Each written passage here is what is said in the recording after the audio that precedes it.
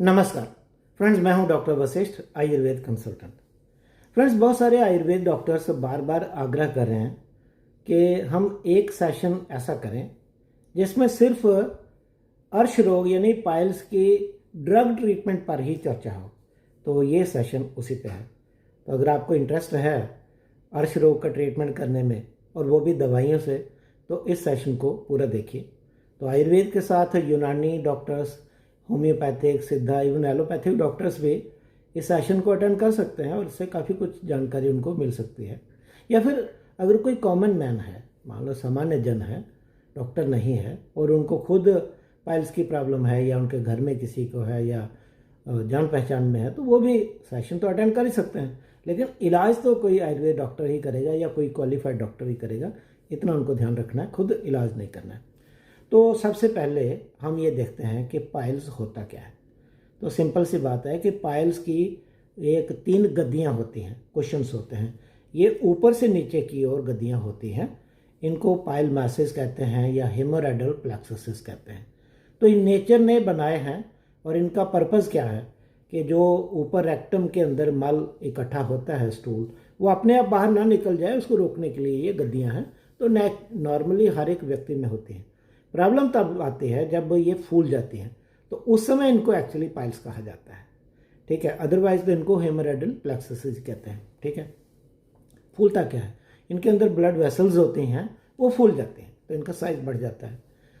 अब जब इलाज करने की बारी आती है तो फिर इलाज कैसे होगा, ये बहुत ज़रूरी है। तो सबसे पहले आपको क्या करना है, ऐसी दवाइयाँ देनी है जिनसे पाइल्स के जो मस्से होते हैं ना, जिनको आयुर्वेद में अर्श अंकुर कहते हैं, या हेमोरैडल प्लेक्सस जो फूल गए हैं, उनका साइज़ कम हो। तो साइज़ कम करने के लिए कुछ दवाइयाँ होती हैं और आयुर्वेद में जो आमतौर पर दवाइयाँ इस्तेमाल होती हैं वो इसी काम के लिए यूज़ की जाती हैं। जैसे अर्शोघनी वटी है, अर्श कुठार रस है, ये सारी जो औषधियाँ ना, वो इसी काम आती हैं। लेकिन हम यहाँ पे आपको थोड़ा सा साइंटिफिकली बताएंगे कि कुछ ऐसी दवाइयाँ हैं जिनके ऊपर काम भी हुआ है, रिसर्च भी हुआ, देखा गया है, एक्सपीरियंसेस भी हैं कि वो पाइल्स के जो मस्से होते हैं उनका साइज़ धीरे धीरे कम करते हैं। तो ऐसे तो कोई 6-7 दवाइयाँ हैं, लेकिन सबसे जो इफ़ेक्टिव दवाइयाँ 3 हमें लगी, वो हम आपको पहले बताएंगे। उनको ध्यान से सुनिए उनके बारे में और फिर उनको उपयोग भी आप कर सकते हैं। नंबर 1 की दवाई जो है वो है दुग्धिका, नंबर 2 है अतिविषा और नंबर 3 है दारुहृद्रा। अब दुग्धिका क्या है? दुग्धिका एक क्रीपर होता है, लता है जो भूमि पे रहती है और इसको दुद्धि वगैरह कहते हैं। बहुत सिंपल सी दवाई है, लेकिन अफसोस इस बात का है कि ज़्यादातर आयुर्वेद डॉक्टर्स ने इसका नाम तो सुना होता है लेकिन इसे यूज़ नहीं करते। तो ये बड़ी अफसोस की बात है कि पाइल्स के लिए इतनी इफ़ेक्टिव दवाई है। अगर आप कहीं गांव में रहते हैं तो आप रास्ते में ये होते ही आप इसके ऊपर चलते होंगे, लेकिन यूज़ नहीं करते। तो ये बड़ी एक निराशाजनक बात है। तो दुग्धिका का चूर्ण आप दे सकते हैं 3 से 6 ग्राम दिन में 3 बार पेशेंट को, या फिर आप दुग्धिका के एक्सट्रैक्ट से बनी हुई टैबलेट है तो वो आप 2 से 4 टैबलेट दिन में 3 बार दे सकते हैं। ठीक है, बहुत सिंपल है। इसके बाद फिर आती है बात अतिविषा की। तो अतिविषा अतीस कड़वी होती है काफ़ी और मिलती भी कम है, महंगी भी काफ़ी होती है। तो इसे आप इस्तेमाल कर सकते हैं। ठीक है, दुग्धिका के ऊपर तो अभी रिसर्च हुआ है कुछ पिछले कुछ 10 तो नहीं 25-30 सालों में।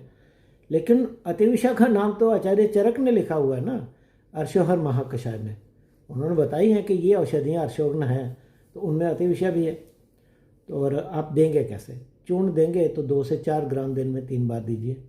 लेकिन थोड़ा सा अगर आप रियलिस्टिक हो जाएं तो ज़्यादातर लोग चूर्ण लेना पसंद नहीं करते, तो क्या करेंगे फिर? तो अतिविषा की एक घन टैबलेट हम बनाते हैं, तो वो 2 से 4 टैबलेट दिन में 3 बार अगर आपको अकेले देना है तो दे दीजिए।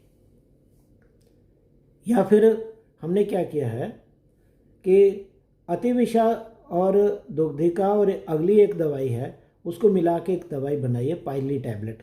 आप चाहें तो वो दे सकते हैं, 2 से 4 टैबलेट दिन में 3 बार। और इसके बाद नंबर आ जाता है दारुहृद्रा का। तो दारू हरिद्रा का भी वर्णन आचार्य चरक ने अर्षोहर महाकषाय में किया है। जो 10 औषधियाँ बताई हैं ना कि ये अर्श रोग में इफेक्टिव हैं, तो उनमें अगर अति विषय एक है तो दारू हरिद्रा भी एक है। तो ये बहुत 5000 उससे भी साल पहले से यूज़ होती आ रही है। इसका बेनिफिट क्या है? बेनिफिट एक तो ये है कि ये पाइल मास का जो आकार है, साइज है, वो कम करती है। ठीक है। एक और बेनिफिट, दारू हरिद्रा अगर ब्लीडिंग कहीं से भी बॉडी से होती हो ना, आँख, नाक, कान, आँख को छोड़ दीजिए, थोड़ा मर्मस्थान है, नाक, कान, गला या मूत्र मार्ग या कहीं मल मार्ग से या महिलाओं में योनि मार्ग से, तो दारू हरिद्रा उस ब्लीडिंग को ही बंद करती है और रक्तार्श जो होता है ब्लीडिंग पाइल्स उसे बंद करती है। तो आप इसे यूज़ कैसे करेंगे? दारू हरिद्रा को यूज़ कैसे करेंगे? तो इसका एक पेड़ होता है, उसकी जो हार्ट वुड होती है ना, अंदर की लकड़ी पीले रंग की होती है, तो उसका क्वाथ बना के पिलाते हैं। तो ये सब कहने की बातें हैं, ज़्यादातर पेशेंट कर नहीं पाते हैं। तो आ जाके आप या तो दारू हरिद्रा को का क्वाथ को घन बना के ना एक बनाते हैं रसांजन। तो रसांजन आप 1 से 2 ग्राम पेशेंट को दे सकते हैं। काम दोनों करेगी। ये पाइल्स का मास भी कम करेगी, यानी उसका साइज़ कम करेगी, और ब्लीडिंग भी बंद करेगी अगर ब्लीडिंग होती है। तो नहीं होती है तो कोई बात ही नहीं। या फिर आप एक काम कर सकते हैं, आप दारू हरिद्रा के एक्सट्रैक्ट से बनी हुई टैबलेट दे सकते हैं। दारू हरिद्रा घन टैबलेट 2 से 4 टैबलेट दिन में 3 बार। तो फ्रेंड्स, अभी तक मैंने आपको 3 ही दवाइयाँ बताई। मैंने आपको बताई दुग्धिका, फिर बताई अतिविषा और दारू हरिद्रा। मैंने आपको ये भी बताया कि आप चाहें तो इनमें से किसी एक को अकेले यूज़ कर दीजिए, या इनमें से कोई 2 यूज़ कर लीजिए, या तीनों को यूज़ कर लीजिए। आपको ध्यान इस बात का देना है कि अगर मान लीजिए अगर आप केवल एक दवाई यूज़ करते हैं ना, तीनों में से आप दारू हरिद्रा करते हैं, अतिविषा करते हैं या दुग्धिका करते हैं, तो हमारा एक्सपीरियंस कहता है कि हैवी डोज में दीजिए 4-4 टैबलेट दिन में 3 बार, तो 12 टैबलेट हो जाएगी। तो आप में से कुछ लोग सोचेंगे कि ये तो बहुत ज़्यादा है, लेकिन अगर आप ध्यान दें तो आप आमतौर पर जो जितने ट्रीटमेंट देते हैं, कुछ गोलियां देते हैं, कुछ चूर्ण देते हैं, कुछ आसव देते हैं, कुछ रस औषधियाँ देते हैं, तो ये 12 गोलियों से कहीं ज़्यादा हो जाती है दवाई को। तो आपको एक ही दवाई देनी है, 4 टैबलेट सुबह, 4 दोपहर, 4 शाम। और जब आपको लगे कि पेशेंट को सुधार अच्छा आ गया है तो डोज कम करते जाना है। तो ये डोज है कहाँ? हो सकता है आपको हफ्ता, 10 दिन, 15 दिन, महीना, 2 महीने ही 4-4 टैबलेट की डोज 3 बार देनी पड़े। बाद में तो कम हो जाएगी, 3-3 टैबलेट 3 बार, 2-2 टैबलेट 3 बार, 1-1 टैबलेट 3 बार, ऐसे। ओके, तो ये हो गया आप अकेली अगर दवाई दे रहे हैं। और या फिर 2 मिला के देंगे तो बहुत सिंपल है। एक टैबलेट मान लो आपने दुग्धिका दी, 2-2 टैबलेट 3 बार, अतिविषा 2-2 टैबलेट 3 बार, या अतिविषा 2-2 टैबलेट 3 बार दे और साथ में दारू हरिद्रा 2-2, 3, तो बात तो वही है। और अगर आप तीनों देना चाहते हैं एक साथ तो वो भी पॉसिबल है। इनमें से इन तीनों में से एक एक टैबलेट को दीजिए। एक एक टैबलेट, मान लो एक टैबलेट दुग्धिका घन टैबलेट, एक अतिविषा, एक दारू हरिद्रा सुबह दीजिए, दोपहर को दीजिए, शाम को दीजिए। ठीक है, ये हो गया। एक काम हमने आपके लिए और आसान कर दिया है। आप चाहें तो एक टैबलेट आती है हमारी पाइली टैबलेट, PILIE, पाइली टैबलेट। उसमें ये तीनों हैं, दुग्धिका भी है, उसमें दारू हरिद्रा भी है और अतिविषा भी है। तो उसे आप 2 से 4 टैबलेट की डोज में दे सकते हैं। लेकिन शुरुआत में मैं आपको यही अनुरोध करूंगा कि 4-4 टैबलेट ही 3 बार दीजिए। और जब रिज़ल्ट आएगा ना, जब आपको लगे कि आप पेशेंट का कोई इम्प्रूवमेंट आ रहा है, पाइल मास कम हो रहा है, तो डोज को कम कर दीजिए। ठीक है। तो जो हैवी डोज अगर आप शुरू में देते हैं किसी भी बीमारी में, हैवी डोज देंगे, फुल डोज देंगे, तो रिज़ल्ट जल्दी आएगा और बेहतर आएगा। इस रहस्य को आपको समझना ही पड़ेगा और याद भी रखना पड़ेगा। फुल डोज देने में घबराइए नहीं। कुछ लोग बोल सकते हैं कि पेशेंट का पैसा ज़्यादा खर्च हो जाएगा। अरे बाबा, पेशेंट 10 साल से परेशान है, दुनिया भर की दवाई खा गया, और आप अगर उसको फुल डोज में दे देंगे कदाचित उसको फ़ायदा ज़्यादा हो जाएगा। नहीं तो कम डोज में देंगे तो फिर आगे वो लटकता रहेगा और उसका खर्चा होता रहेगा। तो फुल डोज देना जो है वो कहीं अधिक बेहतर है कम डोज देने से। 3 दवाइयाँ हो गई पर पाइल्स के लिए, जिनसे पाइल मास कम होता है। 2 दवाइयाँ और बताता हूँ। और ये कौन सी दवाइयाँ हैं? इनमें नंबर 1 है द्रोण पुष्पी और दूसरी है अस्थि श्रृंखला। अब द्रोण पुष्पी के बारे में आपको पता है कि आचार्य जो हैं ये कहते हैं कि इनको देना चाहिए कामला में, पीलिया में, यानी कि लिवर डिजीज़ में अच्छा काम करते हैं, तो इसलिए द्रोण पुष्पी देनी चाहिए। तो इसे कैसे देंगे? आपको पता है ना कि कामला रोग में इसका स्वरस नासा में डालने के लिए कहा गया है, तो फिर श्राव होता है और उससे ऐसा बोलते हैं कि पित्त बाहर निकल जाता है और कामला ठीक होता है, ऐसा माना जाता है। ओके, तो द्रोण पुष्पी को आप देंगे, फिर घन टैबलेट में दीजिए, 2 से 4 टैबलेट दिन में 3 बार, अगर अकेली देनी है।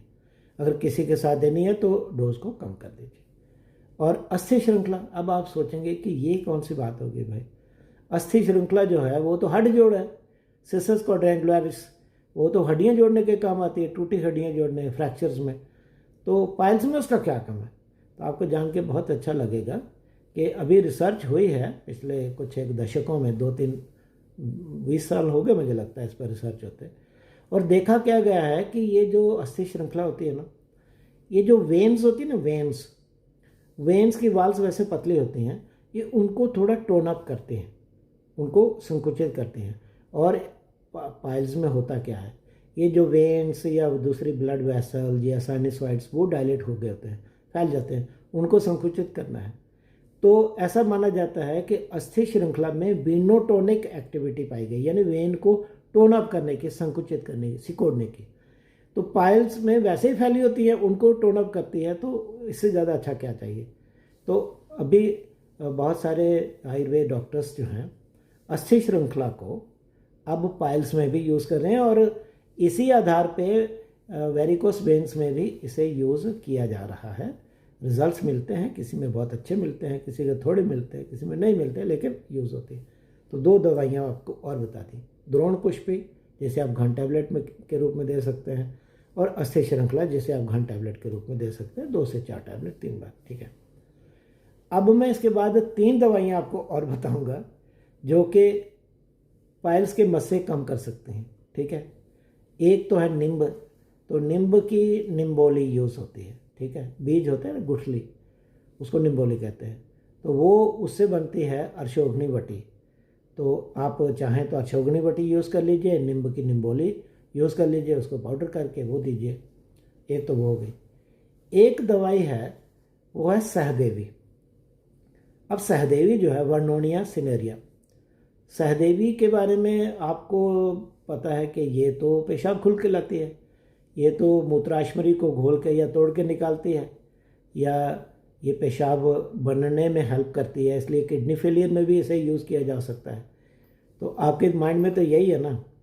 या फिर ये होगा कि सहदेवी तो अगर किसी को तंबाकू खाना या सिगरेट पीना अगर छुड़वाना है तो सहदेवी उसमें भी यूज़ होती है, क्योंकि निकोटीन की ये ज़रूरत नहीं होने देती।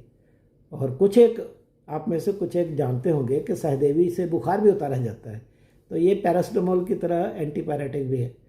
तो ये तो चीज़ें आपने सुनी हैं, तो ये नई चीज़ कहाँ से आ गई कि सहदेवी जो है वो पाइल्स में भी काम करती है, लेकिन इसके ऊपर भी रिसर्च हुआ है और देखा गया है कि सहदेवी भी कुछ हद तक विनोटोनिक है, तो इसे भी पाइल्स में दिया जा सकता है। और लास्ट में मैं बताऊंगा एक औषध योग है आयुर्वेद का, बहुत अच्छा है, वो पंचामृत परपटी। तो इसमें बेसिकली क्या है, वैसे तो पारद गंधक होता है, लौह अभ्रक भी होते हैं, लेकिन असली चीज़ काम करने वाले कौन से है, वो है ताम्र। तो ताम्र जो है वो यूज़ होता है, तो वो उससे भी पाइल मास कम होता है। तो आप पंचामृत परपटी को भी 250 से 500 मिलीग्राम तक दिन में 3 बार दे सकते हैं। या फिर हम लोग एक टैबलेट बनाते तो डायरिया डिसेंट्री के लिए है, ग्रहणी के लिए, प्रवाहिका के लिए। उसमें हमने पंचामृत परपटी के साथ डाली हुई है अतिविषा, तो इसका नाम है एंट्रिड टैबलेट। लेकिन आपको अच्छा लगेगा कि अतिविषा भी पाइल्स में काम करती है, पंचामृत परपटी भी काम करती है। तो एंट्रिड टैबलेट का जितना इस्तेमाल अतिसार प्रवाहिका ग्रहणी में होता है ना, उतना ही अर्श में भी होता है। यानी डायरिया डिसेंट्री में जितना काम होता है कोलाइटिस में, तो उतना ही पाइल्स में भी यूज़ होती है। और फिर आपको ये भी याद होगा कि अर्श की एक संप्राति ये भी है कि पहले अग्निमांद्य होता है, अजीर्ण होता है, अतिसार होता है, ग्रहणी होती है, उसके बाद जो है अर्श होता है। तो अगर कोई ऐसा पेशेंट मिलता है तो उसमें तो पंचामृत परपुटी आपको देनी है, अति विषय भी देंगे, तो उसकी जगह आप एंट्री टैबलेट 2 टैबलेट दिन में 3 बार दीजिए। बहुत ज़्यादा प्रॉब्लम हो तो शुरू में 4 टैबलेट 3 बार दे दीजिए। फ्रेंड्स, मैंने पहला ग्रुप जो है ना वो बहुत डिटेल में बताया है, क्योंकि आगे भी कुछ ग्रुप्स बताऊंगा ना जो पाइल्स में आप यूज़ कर सकते हैं, जो आपको करनी भी पड़ेगी। लेकिन पहले को डिटेल में बताना इसलिए ज़रूरी है कि आप इसके बाद का ट्रीटमेंट करें या ना करें, लेकिन ये तो आपको करना ही पड़ेगा। तो यू कैन नॉट अफोर्ड का आप इसको ओमिट कर दें और बाकी आगे चले जाएं। तो बेसिक ट्रीटमेंट ही नहीं आप करेंगे तो आगे कैसे चलेगा, ठीक है। तो इसके ऊपर आपको दक्षता जो है वो बढ़ानी चाहिए। इन औषधियों को प्रयोग करके नाम सुनने से कुछ नहीं होगा, पढ़ने से कुछ नहीं होगा, इनको प्रयोग करना पड़ेगा। युक्ति जो हमें पिछले 40-50 साल में जो महसूस हुई, हमने अनुभव की, वो आपके साथ शेयर करते हैं। हो सकता है कोई और आप और अच्छे तरीके से यूज़ करें और वो भी अच्छा है, हमको भी बता दीजिएगा, अच्छा लगेगा। दूसरा ग्रुप यूज़ करना है आपको वो कि अगर ब्लीडिंग पाइल्स हो, रक्तार्श हो, तो क्या देंगे। तो औषधियों के नाम गिना देता हूँ, ठीक है। तो एक तो पहले ही आपको बता दिए कि दारू हरिद्रा, तो वो 2 काम करती है, पाइल मास भी कम करेगी और साथ में ब्लीडिंग भी बंद करेगी। तो अगर आप पहले वो दे रहे हैं, उसे ब्लीडिंग बंद हो जाती है, तो और आपको क्या चाहिए, दूसरी कोई दवाई दीजिए मत। लेकिन मान लो उससे नहीं होता है तो फिर क्या करेंगे। तो उसके लिए कुछ औषधियाँ, एक तो दूब घास होती है ना, दूरवा। तो दूरवा पेशेंट को बोलिए कि आसपास कहीं फ्रेश दूब घास मिल जाती है तो उसको ढूंढो और उसको उखाड़ो वहाँ से या काटो और धो के अच्छी तरह साफ करके कूटिए और उसमें से 1 से 2 टेबल स्पून जो है उसका जूस, स्वरस वो दिन में 3 बार पिएंगे ना, तो ब्लीडिंग कंट्रोल काफ़ी जल्दी हो जाती है। और इतना झंझट नहीं करना है, कोई बात नहीं। दूरवा घन टैबलेट जो है वो अवेलेबल है, आप चाहें तो 2 टैबलेट दिन में 3 बार। लेकिन ब्लीडिंग बहुत ज़्यादा हो तो सिर्फ 3 बार से काम नहीं चलेगा, हो सकता है 4 बार, 5 बार, 6 बार भी दिन पड़े। दूरवा घन टैबलेट याद रखिएगा, ओके। दूसरी दवाई आप कौन सी दे सकते हैं, आपने नाम सुना होगा, एक दवाई होती है बोल, जिससे बनती है बोल परपटी, ठीक है। ये हीरा बोल नहीं है, ये बोल है, बोल, इससे बनती है बोल परपटी। और बोल परपटी काम आती है इसी के ब्लीडिंग बंद करने के। तो आप बोल परपटी आधा से 1 ग्राम तक दिन में 3 बार दे सकते हैं, 2 हो गई। तीसरा आपने नाम सुना होगा, आपने सुना होगा कि एक होती है दवाई आयापान। तो आयापान अगर आपके पास अवेलेबल है तो वो भी आप दे सकते हैं।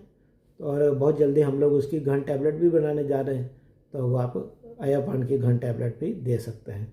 आप चाहें तो वासा भी दे सकते हैं, अडूसा, एडाटोडावासी का। वैसे तो वो बहुत अच्छी वो कफ निस्सारक है और कास श्वास में यूज़ होती है, लेकिन वो ब्लीडिंग भी बंद करती है, इसलिए रक्तपित्त में यूज़ होती है, रक्तार्श में होती है, इस तरह से। और आप चाहें तो स्फटिक भस्म जो है वो यूज़ कर सकते हैं। तो स्फटिक भस्म भी बहुत अच्छी है, 250 से 500 मिलीग्राम 3 बार देंगे। तो या एक कहरवा पिष्टी आती है, तो कहरवा पिष्टी भी आप इसमें यूज़ कर सकते हैं। नाग केशर भी यूज़ कर सकते हैं। तो आपको जो उपलब्ध है, जिसके ऊपर आपको कॉन्फिडेंस है, एक्सपीरियंस है, वो आप रक्तार्श में यानी ब्लीडिंग पाइल्स में ब्लड को रोकने के लिए यूज़ करिए। अब तीसरा ग्रुप है औषधियों का और है, और वो औषधियाँ हैं कि अगर पेशेंट को कॉन्स्टिपेशन है, तो यानी अगर विबंध है या कब्जी है तो उसे दूर करना पड़ेगा। तो उसके लिए कुछ रेचक औषधियाँ दे सकते हैं ना, स्नसन औषधियाँ, लैक्सेटिव, खास करके जो स्टूल को सॉफ्ट करते हैं। तो कौन से औषधियाँ उसके लिए दे सकते हैं, तो सबसे पहले तो इसबगोल है, वो दीजिए, या फिर हरित की दीजिए। तो हरित की चूर्ण दे सकते हैं, या हरित एरंड भ्रिष्ट हरित की है। तो होता क्या है कि जो एरंड का तेल होता है ना, कैस्टर ऑयल, उसको गर्म करते हैं, उसमें हल्दी हरित की का चूर्ण भूनते हैं, तो वो बन गई एरंड भ्रिष्ट हरित की, वो भी दे सकते हैं। या फिर हरित की घन टैबलेट होती है, रात को वो 2 टैबलेट दे दीजिए, या अभ्यारिष्ट होता है वो दे दीजिए, ठीक है। और क्या दे सकते हैं, और आप कैस्टर ऑयल दे सकते हैं, एरंड तेल पिलाने के लिए दे सकते हैं। और किसी पेशेंट को अगर बहुत सीवियर कॉन्स्टिपेशन हो तो आप सनाई का प्रयोग कर सकते हैं। तो सनाई का प्रयोग कैसे करेंगे, या तो सनाई का चूर्ण दीजिए। तो सनाई पत्ती, स्वर्णपत्री उसे बोलते हैं, बहुत वो तीक्ष्ण होती है वो रेचक। तो आपने आधा से 1 ग्राम से ज़्यादा नहीं देनी है, याद रखिएगा। और उसको हफ्ते 10 दिन भी नहीं, हफ्ते से ज़्यादा नहीं देना है। ये इतना आपको ध्यान में रखना पड़ेगा। या आप चाहें तो स्वर्ण पत्री की ना घन टैबलेट बनती है, तो आधी से 1 टैबलेट रात को आप पेशेंट को दे सकते हैं, उससे मल साफ हो जाएगा। तो ये सारी औषधियाँ आपको बता दी तीसरे ग्रुप में। और इसका काम है कि स्टूल सॉफ्टनर्स होते हैं ये औषधियाँ, यानी जो मल है, पुरुष है, वो इससे ढीला होके बड़ी आसानी से निकल जाता है। 3 ग्रुप हो गए फ्रेंड्स। चौथे ग्रुप पे आते हैं। आपको इस बात के लिए हमेशा सावधान रहना है। अगर आप पाइल्स के पेशेंट्स का ट्रीटमेंट करते हैं ना, तो अगर आपको लगे ना पाइल्स के पेशेंट को सडनली कोई तकलीफ़ें बढ़ गई हैं, उसको अनइजीनेस हो रही है, जहाँ पाइल मास है, गुदा के क्षेत्र में दर्द हो रही है, उसको बैठा नहीं जा रहा है, तकलीफ़ हो रही है, भारीपन हो गया है, ऐसे पल्सेशन हो रही है, या वहाँ से सिक्रेशन ज़्यादा हो रहा है, म्यूकस ज़्यादा निकल रहा है सफ़ेद सफ़ेद, या इवन ब्लीडिंग हो रही है, तो आपको याद रखना है कि इसमें पेशेंट के पाइल्स में, पाइल मास में बैक्टीरिया की इन्फेक्शन हो गई है। और मुझे इस बात का बहुत अफसोस है, मैं दिल से कह रहा हूँ, मैं किसी की आलोचना नहीं करना चाहता, लेकिन मुझे बहुत अफसोस है कि बहुत सारे आयुर्वेद डॉक्टर्स, मैं जो प्रोक्टोलॉजिस्ट हैं, जो एनोरेक्टल क्लिनिक में जो प्रैक्टिस करते हैं, उनकी बात नहीं कर रहा हूँ, जो फिजिशियन हैं, जो दवाइयों से इलाज करते हैं, बहुत सारे डॉक्टर्स इस बात को मिस कर जाते हैं। सामने सामने दिखाई दे रहा है कि जब एग्जामिन, मैंने तो देखा है कुछ लोग तो एग्जामिन ही नहीं करते हैं, कितनी बुरी बात है, लेकिन कुछ लोग जो एग्जामिन करते हैं, सामने दिखाई दे रहा है कि वो पाइल मास जो है वो एकदम रेड हो गया है, फायरी रेड हो गया है, और वहाँ से वो डिस्चार्ज निकल रहा है, पस का डिस्चार्ज निकल रहा है। उसके बावजूद भी पता नहीं क्यों लोगों को समझ नहीं आती है क्या, आई डोंट नो, लेकिन लोग मिस कर जाते हैं। फिर पेशेंट ऐसे हमारे पास जब आए तो हमें लगा कि देखो ये तो भूल कर गए। ऐसा मत आप नहीं करना है।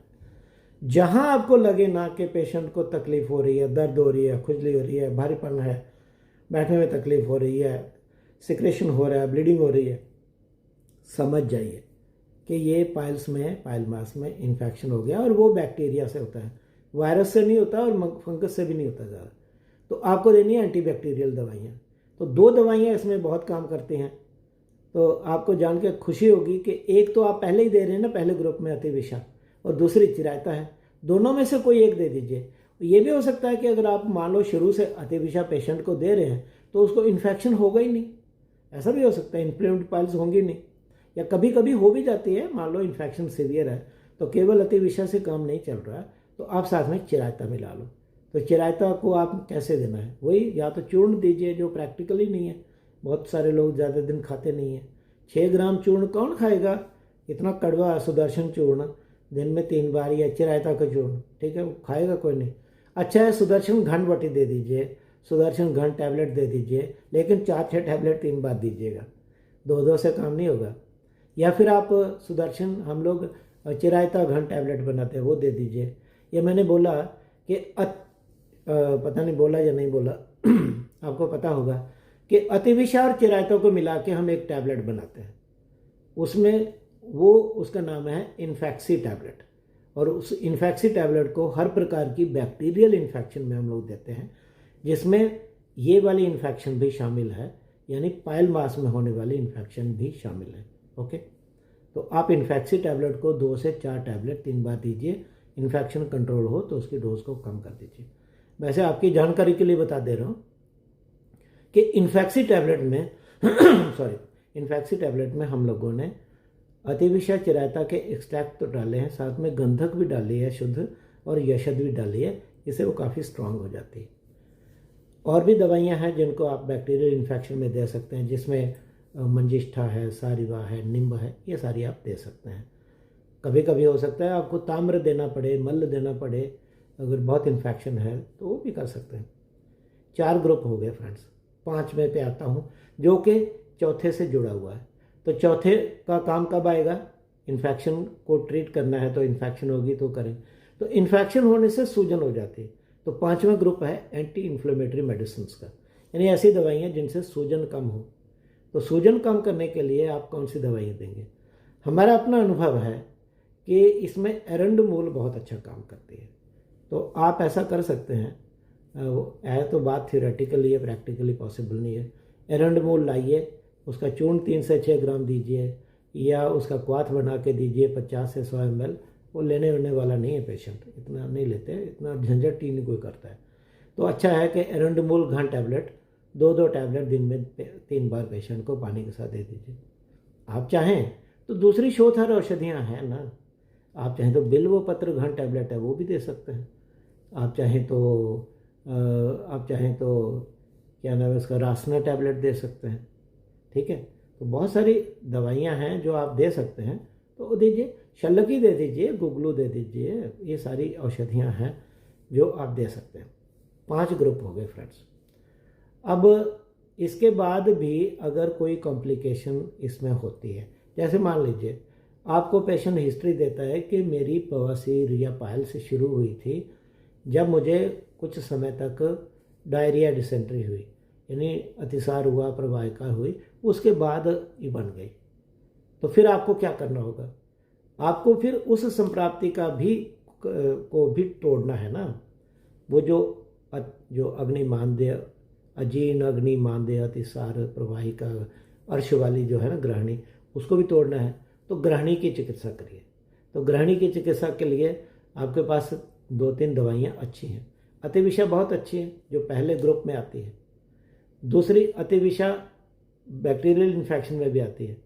और एक और दवाई है जो बहुत अच्छी है ग्रहणी चिकित्सा के लिए, पंचामृत परपटी है, वो भी पहले ग्रुप में आती है और वो इन्फेक्शन वाले ग्रुप में भी आती है। तो आप क्या करें, अतिविषा और पंचामृत परपटी को दे दीजिए, अकेले अकेले दे दीजिए।